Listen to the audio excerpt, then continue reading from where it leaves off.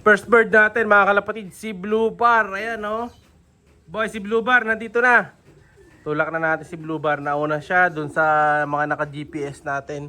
Pero do-double check ko, baka mamaya nandun na pala yung naka-GPS natin mga kalapatid. Baka nalusutan ako. Pasok, pasok boy.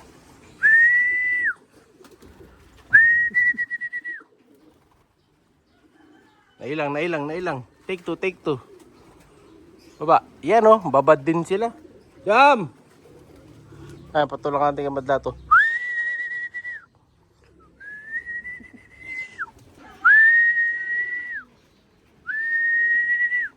Ayun na. Tulak natin mga kalapatids.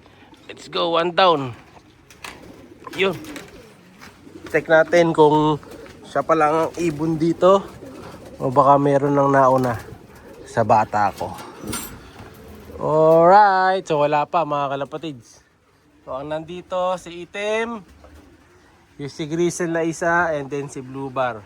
Ayan, si Blue Bar nauna mga kalapatids. Ayan, no? Lumusot sa smash. So matibay sa smash itong si Blue Bar mga kalapatids. Kayang tumago sa ulan. Ayan, no? Medyo basa-basa pa itsura niya, no? Oh, medyo nalalagkit pa. Sakto. Ayan, no? Umulan eh. Medyo lumakas yung ulan mga kalapatids. Sakto ang dating niya. Buti na lang ha. Meron na rin isa sa taas kasabay niya na lumusot. Ngayon check natin, tara. Siya si Idol Madla, nakakahanga, may mga hawak, gandang linyada. Ika'y inspirasyon kung bakit hanggang ngayon ako'y palaging kumakarera. Good morning mga kalapatids. Welcome back dito sa Madla Love TV for today's video. Ito, masusubok ang mga ibon natin mga kalapatids kasi umuulan sa lahat ng area dito sa Pampanga mga kalapatids. Ito yung naging release kanina. Ayan. So dapat lapas. So binaba yung ibon natin. Binalik ng Concepcion. So based sa GPS kanina, ito yung huling tingin namin. Ayan. So naging malaking tulong din yung GPS. Kasi nakita ko na yung isa naiwan sa may bantang Concepcion. Yung isa naman nasa halos pa Mexico na. Halos pa San Fernando na mga kalapatids.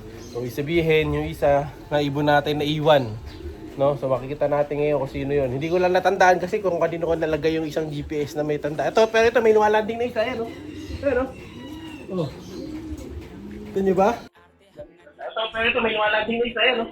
Ayan o. Oh. Ito nyo ba? May nuwalanding na isa. At eto na nga mga kalapatids. Second bird natin, si Grisel. Si Grisel pala yun. White Grisel, yung may-ari ng GPS na isa mga kalapatids. Ayan. So mamarkahan natin yung GPS na suot niya. Yan na lagi ang gagamitin niya. Ayan, naka-GPS yan mga kalapatids. Babad dyan, no? Ayan, susuot niya yung GPS sa taas. Ayan. Ayan, no? Oh. Galing ni Grisel mga kalapatids. Lumusot sa ulan. Ewan, pasok.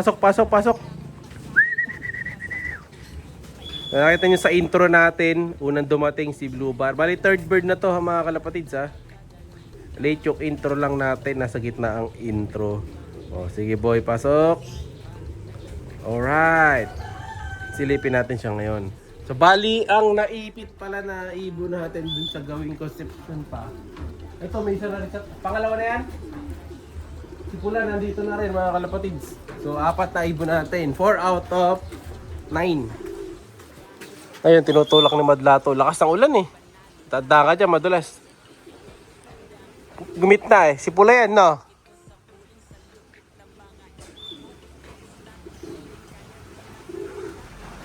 Hinintay na lang niya yung ibon natin na pumasok.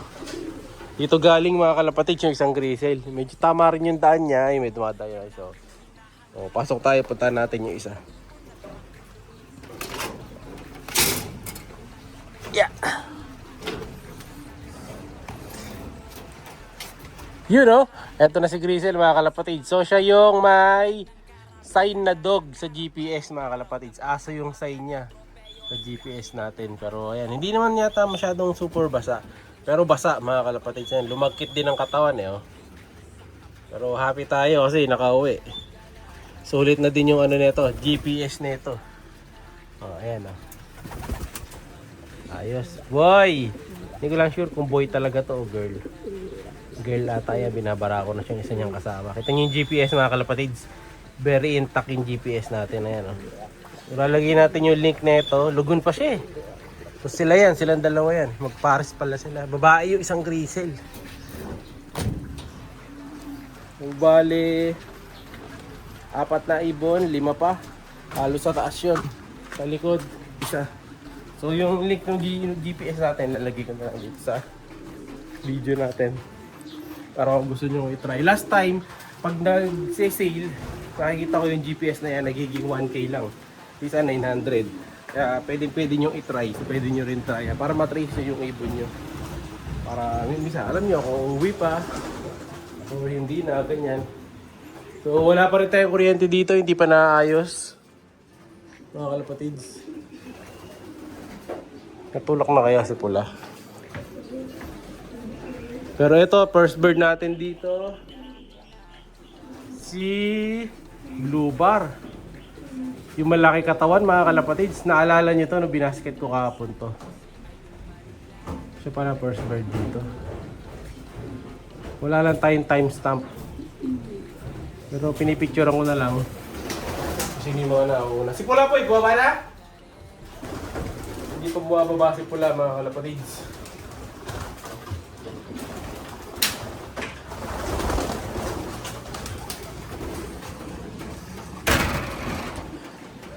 Wala pa. Ayan, mga makikita natin ang tibay ng mga ibon natin ngayon sa ulan.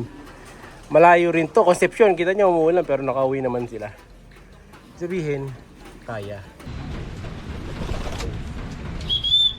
Ayan na.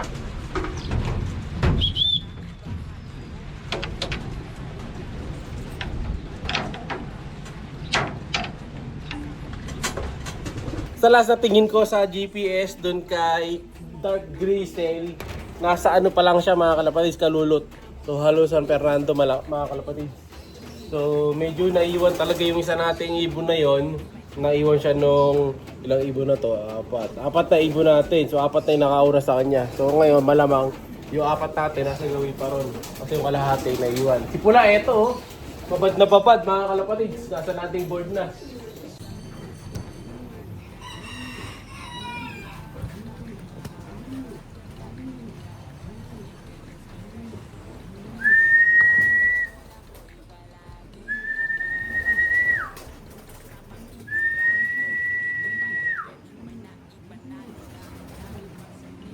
Blue and red mga kalapatids ang nauna dito sa ibon natin sa taas. So si Blue, kung hindi siya nabutan ng ulan dito sa area natin, ayan, okay ang kondisyon niya.